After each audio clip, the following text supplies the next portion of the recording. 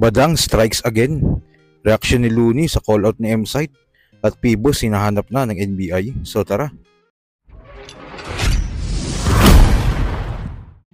2017 na magkaroon si Badang na matinding issue na habang buhay niyang dadalin. Pinasok niya daw ang kwarto ng anak ng kaibigan niya at nang magising ang bata ay hawak na ni Badang ang kamay. Matagal na wala si Badang at muling bumalik sa mundo ng battle rap itong taong 2023 at nakalaban niya nga si Kairam sa muli niyang pagbabalik. Dito niya din sinabi na nanalo siya sa kaso. Iba yung malibog sa nagsasalita lang kaysa sa tulad mo na malibog sa totoong buhay. Umay! Kaya ito ang papers ko na nagpapatunay na acquitted ako sa lahat ng kaso ko. Kaya kung puro issue ko pa rin ang babanggitin ninyo, may sayad ng mga utak ninyo mula sa korte. Ito ang order ko. Acquitted ako. Not guilty ako. Malinis ako. At higit sa lahat, inosente ako. Pero ito kahapon nga lang, muli na namang umingay ang pangalan ni Badang. Lalo mo sa panghusga sa isang content creator na babae. Nag-comment umano si Badang sa isang post nito na halata daw na meron ng anak na nasabing content creator at hindi nga nagustuhan ng babae ang comment na ni Badang. Ito nga ang palitan nila na mensahe.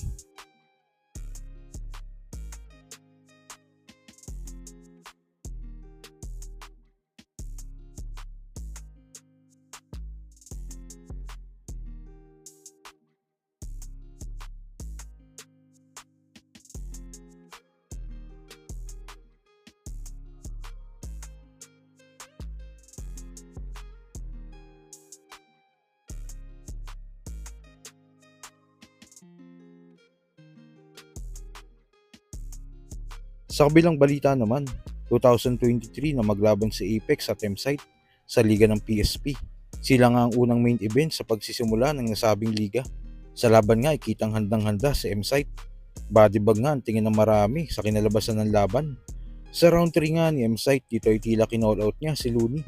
Matapos ang isang taon, mahigit, nirebe ni Looney ang nasabing laban kasama si Shanty Dope. At ito nga naging reaksyon ni Looney sa call-out ni M-Site. Hindi ka pa rin kampiyon, sundan mo man yapak ni Looney at kahit anong gawin mo. Akala mo kung sino, piling matalino. Kung haring araw ka, bakit nananatili kang anino? Lakas na. Damn. Dad, poong, baka pong. Ikaw ay kutos ang kawawa. Sakripisyal siya yung ipinambalang araw at lumuhod sa mga tana. Gusto niyo pala akong mapatumba, ipapadala niyo yung utosan niyang bata. Sabihin mo sa amo mo, kami na lang mag-ubusan ng bala.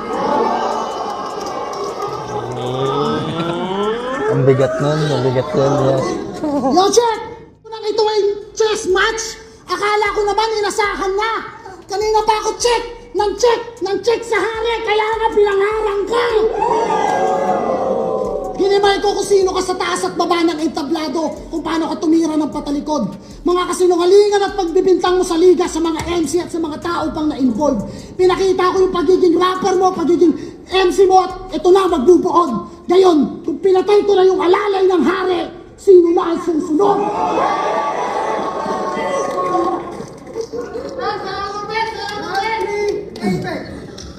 Yo! Lakas nun. Talagang Ubusan daw ng bala, master. Nakakatakot naman yung mga ano na yan.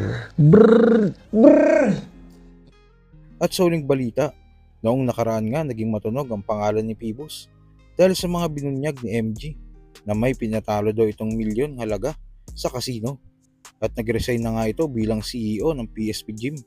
Sabihin niya rin na sinusuko niya na ang pagiging CEO nito ng PSP Gym. In the interest of accountability and the company's long-term health, I will also be stepping down from my role as CEO and chairman effective June 1, 2025 and fully removing myself from the company's leadership and day-to-day operation. I will announce my successor in the coming days. Ang gulo ng storya mo, Pibus.